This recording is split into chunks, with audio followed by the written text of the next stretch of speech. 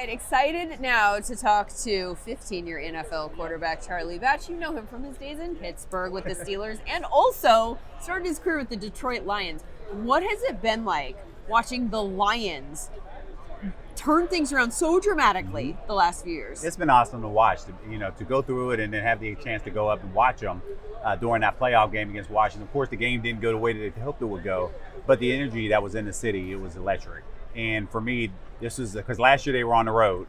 This year, this is the first time in 23 years that I've been gone that the Lions have had a home game 1 week longer than the Steelers. So I was like, oh, wow. So once the Steelers were knocked out, I ended up going back up there to watch that game. But it was just truly awesome to watch. And it's just great to see what Coach Campbell is doing up there. And the Ford family, they've been wanting this opportunity to see them have the success. It's been truly awesome to watch. Yeah, and the city, obviously. Yes. I know you're getting a lot of questions here as you make the rounds on Radio Row about the Steelers. They've got some decisions to make this offseason, maybe at the quarterback position. Do you have any thoughts on what you think they should do? There is no maybe. They do, right? Okay. Yeah, So this year they don't have the luxury this year of what they had last year, meaning Denver's paying Russell Wilson's salary, and now you only have to pay minimum off of it. So when you get to this particular point, it's going to be huge. You have to make the right decision because that cap number is going to be a lot higher this year than it was. And you have to potentially, you're going to have to extend TJ Watt. So that salary is going to go up. And there's so many holes that they have at this particular point. So it's going to be interesting to see how Coach Tomlin does, along with General Manager Omar Khan, to see what they come up with, because this is going to be something that's really different this year than what they had to deal with in the past. It's been an interesting year in terms of quarterbacks because we keep talking about all these different teams. Like there are some quarterbacks who are veterans, I would put Russell in this category, that maybe aren't like exhibiting the ability to be like super high level elite quarterbacks the way that they used to be. Aaron Rodgers, I would put in that category also. But then you've got also maybe a dearth of options, right? And this always happens every year, that there's a game of musical chairs, right, and there are fewer chairs than there are teams that are looking for quarterbacks.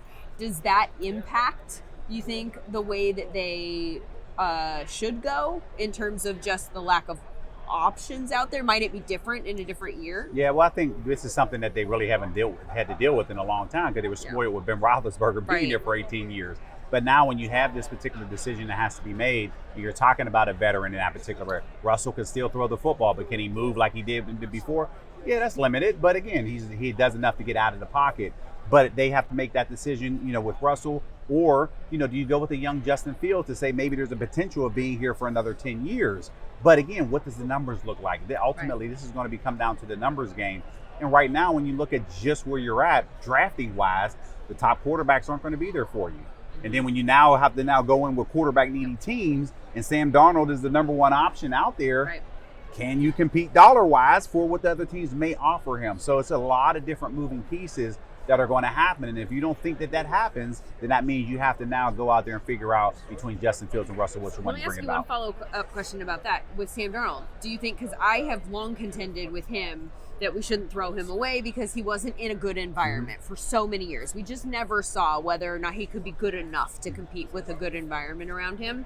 Do you think that the Pittsburgh Steelers would provide that for someone like Sam Darnold? But that's possible, but they have a lot more holes than maybe what other teams would No, have. I'm not even saying whether they should, but I'm saying, is that an offense? Because I think if Sam Darnold's going to go somewhere else, he should smartly look for a team where he's set up to succeed. Because we've seen what he looks like in some bad correct, teams. And I believe you.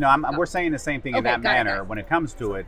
But I always like to look one level deeper, right, when it comes to that. Because if you're going to go into that situation, what does the coordinator look like? What does your receivers look like? Offensive line, all of that plays into the equation of you making a decision versus just picking a dollar and say that's the highest amount, because you've been through that before.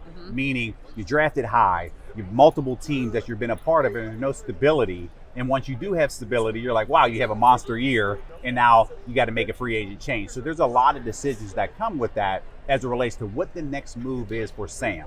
Now, you could turn around and sign the biggest deal and say, you want to win 3 years, I'm retiring, and I'm out of here. And there's nothing wrong with that. But the competitor in all of us, right, when you taste that in the playoffs, and you're like, well, know what, you fall short, you now get a taste of it. You want that every single year, because right now you're watching a Jalen Hurts, you're watching a Patrick Mahomes, in this situation, getting back and playing in that big game. That's what you want as a quarterback. So a lot of these decisions have to be made from that particular perspective of what he's looking to do there, and then you'll see the rest of the dominoes take place. Totally agree. Winning is fun, huh, Shawn? Yeah, it really, really is. Charlie, I mean, it's been so fun to watch you, obviously through your entire career. I think something, you as a quarterback, winning with your mind, that's something that we're trying to do with SumerSports. We're trying to help, maybe not you at the point you were, but certainly, younger quarterbacks in terms of helping them learn, is this player open? Is this kind of thing? So I don't know if you could just check out the board with us one time. I'm going to kind of talk through your thought process here. So on the defensive perspective, we're looking at that two-man look. We're going to have safeties busting out of there. Man coverage. From our offensive route concept, we're going to be in that dagger concept. You've run it. How many times do you run it? Where you're getting that vertical clear out, that push them outside, that in-breaking route with your target in there. Why don't you talk us through just your thought process knowing that you have dagger against two-man? What are you kind of looking for? Well, ultimately, you want to start with protection, right? You want to make sure everything is clear here. You're looking, okay, 4 down, who's the Mike? Identifying that there's no threat as it relates to right side for the back perspective. You should have Will here to free safety here, no threat of a blitz to the left side or to the right side. Focus your energy, your eyes onto the left-hand side there. Once you drop back, now allow the route to develop. Be patient. Protection holds up. Now, you know where you're going with the dagger, right? You know you're going to hit that in route, but ultimately you want to keep your eyes to make sure that linebacker respects you and not reading your eyes and taking you to the coverage. And I love that you're going protection first. I'm trying to draw it up. You're talking about what's important there. And so I like you mentioned, you're like, that, hey, you're like, we set that out. We have the clear out. We're going to attack that. And so when we look at... And when you look here, because there's no threat of blitz, hey, as long as my guys hold up, I can now set my feet and deliver the ball. So we have one of our metrics is receiver target probability, where, look, you're telling me, we don't even know the play from the outside, what we're going to do here. But when we look at just what our metrics are telling us right away, early on, we're this early in the snap, where we have the tracking data here. We, of course, have the film here. Where Dyami Brown, he's that green, and that's our Dover, whatever you want to call it, your deeper inbreaker that you're going to get there. And that's based on how fast he's moving. That's based on how fast the receiver is moving. Obviously, you see in the slot, that guy's going to go. What are some of the cues that you're maybe looking for from that cornerback that's telling you know what, we're probably going to be able to find Dyami? So I think when I look at this, right, you have a spy position here. He's probably just spying the quarterback. Generally, he would rush. This is the guy here that you're going to have to focus on because you have the dagger here. And because this back is in here hugging, there's going to be a huge hole right here. That's why you have to have a control route outside to make sure he's controlling that free safety. If that happens, that means the hole is right here to be able to deliver that football. And you can really see it develop, sort of just as you said there. And that's what I think about, right? For quarterbacks that are kind of continuing to grow, particularly at lower levels, figuring out like, hey, well, what is up and what are the cues? And it always helps to have someone as smart as you to be able to talk through it. Yeah, what I love about these types of things, and I wonder how you think it would play out in a like a Monday or a Tuesday watching tape type of setting. I learn differently than other people, so I like seeing some of these numbers attached to it, right? In a sign, like if you're a young quarterback, you can kind of show somebody like, hey, if you got the ball out here, look at what the completion probability is and how much it goes up. So maybe kind of adding an extra layer to that sort of thing. I feel like there's so many interesting tools. It could potentially overwhelm somebody. The goal is to just more efficiently, I guess. And you're looking at a lot of different things, right? We see where the ball is delivered. The problem here's with everybody else, where are your eyes at? Right. And I look at the game differently because obviously the quarterback, when I look at everybody say, okay, who is the focal point, right? If you rewind it back to the beginning, I don't know if you have the ability to do that. Absolutely, yeah. As it relates to bringing me back to the beginning. No, right, you're right there. That's all I need. So when you get to that particular point, yes, protection is already there. I'm not worried about that. Two people that I'm looking at, if they do their job, that allows the receiver to get open. Number one, the control route we just talked about here. He has to control that free safety. So you want a wide release to make sure he gets wide. But also, this guy clearing out, he has to get through fast, even though he's now in a man position. He got to get off the jam fast enough to release to allow that to come through. And if you watch, Jalen anticipates the ball being thrown well before that clear out route even happens. So if you watch the play develop, and you get to that particular point, here, you got to believe that he's going to get through. And this guy, that is a lot of clutter. But you have to believe that my guy is going to be there, that I have to deliver the ball. The clear out's happening, but you still deliver the ball.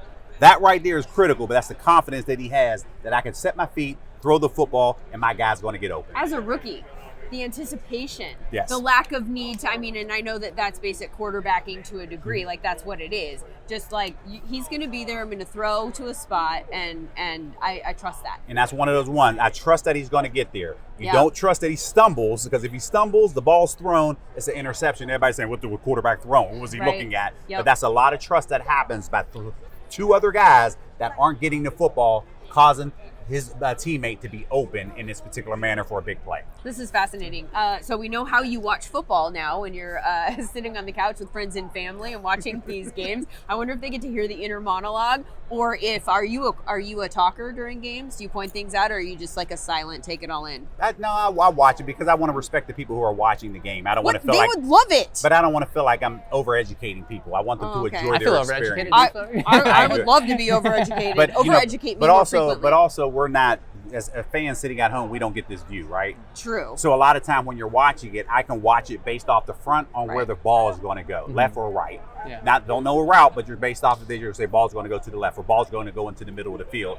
I don't want to get people, frustrated from that because they don't see. I'm looking at this angle visually, even though when I'm not seeing it on TV, but people aren't seeing that, so I don't want to take that experience away from them. Okay, so you're respecting the less knowledgeable football fans in your space. That's good. What else are you up to these days? Well, right now, beside this, a lot of our younger kids that we have with our foundation, they play football as well. A lot of them are playing flag football, but also, with our foundation, we have it's called Best of the Batch Foundation, and we just celebrated 25 years. We're an educational foundation. We focus on our STEAM programs. We say STEAM instead of STEM because we include the A for arts, and we focus on after school as well. So we service 3,800 kids annually throughout Southwestern PA, and we just expanded. We went from 5,300 square feet to 33,000 square feet.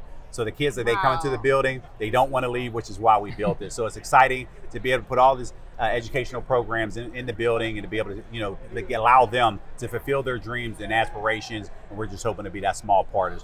People always say, hey, get to that point, what are you looking to do? What is this thing called life? And we're just trying to expedite and help, that we can help smooth out those hurdles to allow those kids to flourish in life. Best of the batch. And for people who want to find out, they can go to batchfoundation.org to see everything that we're doing throughout a calendar year. If you forget that, you can put Charlie Batch Foundation, and it will show you, take you right to our site. And we love to collaborate with people because we don't do all things well. And that's one of the things that we always want to make sure that we're highlighting. Why?